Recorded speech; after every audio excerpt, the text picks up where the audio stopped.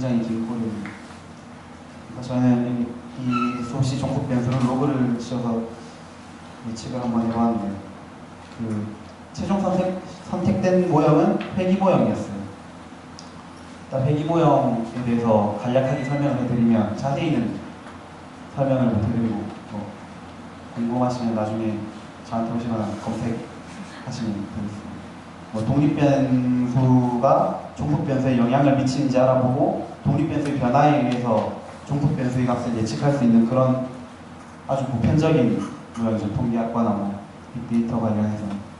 이 모형을 저희는 사용을 했고, 이제 독립변수가 아까 들으셨을지 모르겠지만 그냥 3,600개 정도 있었어요.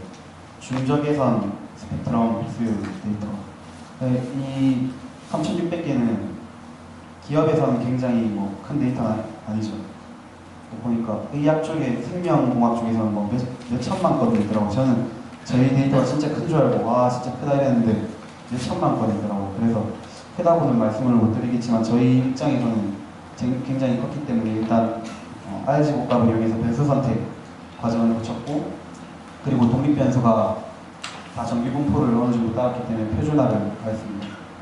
그랬을 때 아까 제가 말씀드렸던 평가 기준 예측값과 실제값의 그래프를 그렸을 때 어느 정도 맞다고 볼 수 있었고, 실제값과 예측값의 상관계수도 0.97 정도 이런 못 맞추는 값들도 있었는데 일단 이 정도 나왔고요. 그리고 이 회귀 모델의 RG 복합은 95% 정도로 이 모양이 데이터를 95% 정도 설명을 한다고 볼 수 있었습니다. 아까 말한 오차 통계량은 0.066이었는데 이건 이게 이렇다고 해서 이 모델이 예를 들어서 6% 오차가 있다 이런 식으로 해석을 하면 안 될 것 같고, 그냥 다른 모델과 비교할 때 제가 사용했다고 보시면 될 겁니다.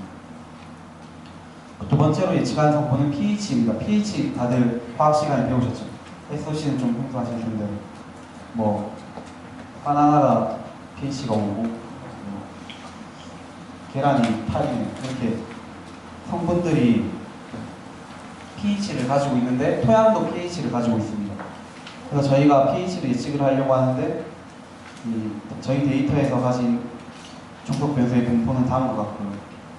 사실 이게 아직까지 미련이 남는 게 데이터가 이렇게 있어서 두 개로 이렇게 잘라졌으면 좋겠다 이런 생각을 했었는데 아무리 해도 안 되더라고요. 저희가 실력이 부족해서 그런지 이렇게 단순하게 잘라도 모델이 잘 안 나오고 해서 일단 그대로 돌렸고요. 최종 선택 모델은 서포트 벡터 머신 SVM 모델을 사용하였습니다. 서포트 벡터 머신 같은 경우에는 간략히 설명을 드리면 이렇게 끝에 있는 서포트 벡터들끼리의 서로 다른 성질을 가진 직분, 벡터끼리의 가장 큰 마진을 가지는 공간 또는 선을 찾는 그런 모형이라고 알고 있고요. 이 모형을 사용해서 아까 말씀드린 이 플라든 이렇게 나왔고 상관계수는 0.94 정도 나왔습니다. 그리고 아까는 0.06이었는데 SOC보다는 살짝 안 좋았어요. 0.12로 나왔는데 일단은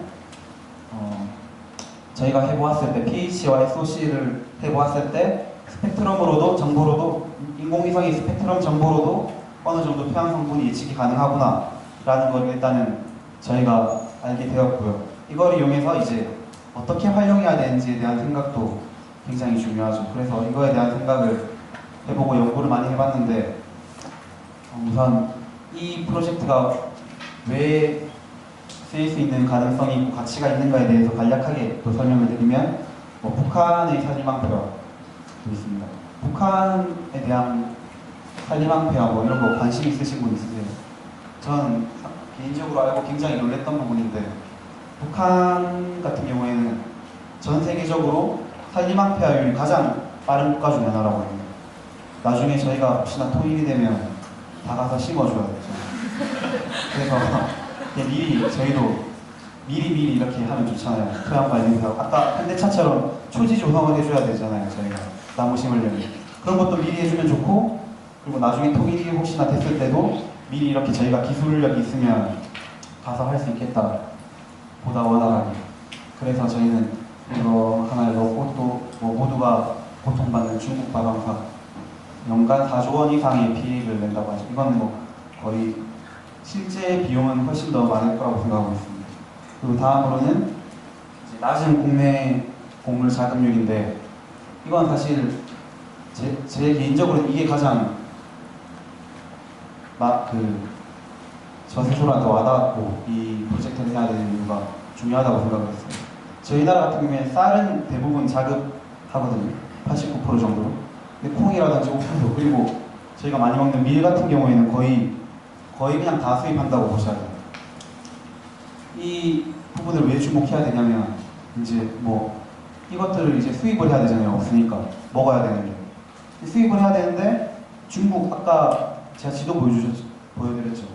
사막화가 안 된 지역이 없어요. 지금 미국, 뭐 중국, 호주 뭐 다 돼 있는데 이제 갈수록 사막화가 점점 심해지니까 그 나라들도 곡물 이 생산량이 점점 줄어들거나 이제 가격이 올라가는 거죠.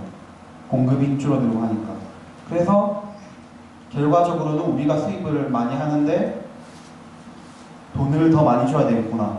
그리고 수입이 힘들어지겠구나 장기적으로는. 이런 점을 주목했기 때문에 저희는 저희의 그 토양 연구 프로젝트가 가치가 있다고 생각했고요. 그리고 이건 사회적인 측면이고 다음으로 산업적인 측면에서 보면 사업적인 측면. 예를 들어서 중국 같은 경우에는 환경오염, 대기오염 개선을 위해서 연간 300조, 연간은 아니고 2017년까지 300조를 투자를 한다고 합니다. 300조 하면 정말 감이 안 오더라고요. 오면서 버스 타고 계산해 보려고 했는데 어느 정도인지 계산이 잘 안 되더라고요. 그래서 뭐 밑에 아래와 같은 산업, 환경산업도 준비하고 있고요. 중국 같은 경우는. 그리고 이 300조의 투자 금액 중에서 IBM도 많이 투자를 받고 있습니다.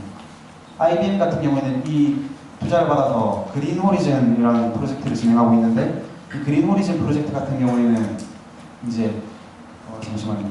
기억이 있잖아요. 중국 에너지 시스템을 개선하고 중국 국민들의 건강을 이제 책임진다는 겁니다. 10년 프로젝트인데 IBM에서 굉장히 많은 돈을 받고 한다는 걸 알고 있어요. 이런 사례들을 보면 이 자본력과 빅데이터를 바탕으로 친환경 시장을 선점하는 것이 굉장히 가치가 있겠구나 장기적으로 그렇게 생각을 하였습니다. 그래서 저희가 정부와 기업의 입장에서 비즈니스 모델을 한번 제안을 해봤는데요. 일단은 저희 나라가 인도네시아 REDD 플러스 모델 구축 사업을 하고 있습니다. 실제로 이 REDD 플러스란 유엔에서 제시한 뭐 좀 빈곤 국가들이 나무를 막 자르잖아요. 그 나라는 일단 먹고 사는 게 급하니까 중국 같은 경우처럼 토양 관리를 할 여력이 없어요. 그래서 선진국들이 가서 좀 도와주는 거죠. 나무를 심는다든지 토양을 좀 가꿔준다든지 좀 조언도 해주고 나중에 이러면 너희 큰일 난다 이렇게 이런 식으로 도와주고 있고 실제로. 그리고 라오스 농업 통계 시스템도 우리나라가 구축을 하고 있답니다. 구축을 했는지 하고 있는지 아직 정확하게 잘 모르겠고요. 그리고 아시아 주변 국가들과 많이 이렇게 협력 사업을 저희 나라가 진행을 하고 있답니다. 그리고 우리나라는 다들 아시겠지만 녹색 기술이 굉장히 뛰어나요. 그래서 이를 바탕으로 저희는 토양 스와프를 한번 제안을 해보았습니다. 정부에. 토양 스와프 말고 통화 스와프 들어보셨죠? 제가 통화 스와프에서 이걸 나왔는데 이제 일단은 뭐 이런 나라들 동남아시아라든지 중국, 몽골 이런 국가에 저희가 토양 관리를 잘 해주고 이제 이런 기술들을 수출하면서 관리도 좀 해주고 하면 도와주면서 이 관리된 토양에서 자라는 식물들은 우리가 약속된 금액에 싸게 좀 나중에 수입을 하게 해달라 이렇게 약속을 하는 거죠. 거기는 어차피 토양이 점점 안 좋아질 게 나와 있으니까 그걸 말해주면서 하면 장기적으로 아까 보여드렸던 뭐 이런 문제들이 좀 좋아지지 않을까, 개선되지 않을까 그런 생각을 하고 있습니다. 그리고 기업인 입장에서는 뭐 기업인 이미지 제고에 도움이 되겠죠. 최근에 많이 느끼고 있어요. 저는 기업인 이미지가 얼마나 중요한지. 그 대한항공 사태 아시죠? 제가 이번에 한 2주일 뒤에 대한항공을 타고 여행을 가는데 원래 이런 거 신경 안 쓰는데 굉장히 좀 인식이 되더라고요. 주변 사람들이 뭐 타고 가냐 이러면 그냥 뭐 이렇게 춤을 못 부리게 돼. 뭔가 좀 스스로 뭔가 죄의식? 제가 옳은 건 아니지만 그냥 스스로 이렇게 무의식적으로 이렇게 되더라고요. 그래서 기업의 이미지가 중요한데 뭐 이런 프로젝트를 진행하면 기업의 이미지 제고에 큰 도움이 될 거라고 생각을 했고, 그리고 아까 중국의 사례처럼 선진국들은 굉장히 많은 돈을 투자하고 있어요. 환경산업에. 그렇기 때문에 브랜드 이미지뿐만 아니라 많은 돈도 투자를 받을 수 있죠. IBM처럼. 그리고 친환경 시장에 또 선도적인 역할을 했었어요. 아까 보여드린 사례처럼. 이렇게 미리 이렇게 가 있는 거죠. 나중에 시장이 커지기 전에. 이렇게 저희는 비즈니스 활용에 대한 연구까지 말씀을 드렸고요. 그리고 프로젝트 발표를 마치면서 저희가 부족했던 가장 큰 두 가지만 저희가 말씀드리고 싶어서 이렇게 가져왔는데, 이 페이지는 일단 도메인 지식이 굉장히 획득하기도 힘들었고 공부하기 굉장히 힘들었어요. 뭐 차원 풍광법이라든지 뭐 토양에 어떤 성분이 나무에 좋다 뭐 이런 뭐 인공위성 모디스의 어떤 몇 번 채널을 뭐 어떤 이런 아직도 이해가 잘 안 되는데 노력을 많이 했는데도 굉장히 힘들더라고요. 데이터 분석을 하려면 이 도메인 지식이 바탕이 돼야 된다고 이렇게 노트북 배경화면에 깔아놨는데 이 부분이 너무 힘들었고, 두 번째로는 이 부분은 항상 저희 동아리 그 분석을 많이 하는 친구들에게 딜레마 같은 이야기인데, 아까 저희는 SOC를 회귀 분석을 했어요. 근데 회귀 분석만을 한 게 아니라 회귀 분석을 이용해서 뭐 배깅도 좀 회귀 분석에서 배깅을 활용하기도 했고요. 뭐 앙상블 뭐 거의 모델에 대한 이해를 다 한 건 아니지만 거의 모든 모델을 다 실습을 해봤어요. 근데 회귀 분석이 제일 좋더라고요. 그래서 이 부분은 도대체 왜 그럴까? 저희가 뭐 논문 같은 걸 연구했을 때는 회귀 분석의 성능을 좋게 하기 위해서는 뭐 배깅을 한다든지 이런 식으로 해야 된다고 했는데, 저희는 왜 할 때마다 이런 걸 쓰면 더 안 좋아질까? 이게 정말 진지하게 궁금했습니다. 그 이상으로 발표를 마치겠고요. 그리고 질의응답 시간을 가질 텐데 이 2번에 대한 답변을 해주시는 분께 제가 진심으로 감사드립니다. 이상으로 발표를 마치겠습니다.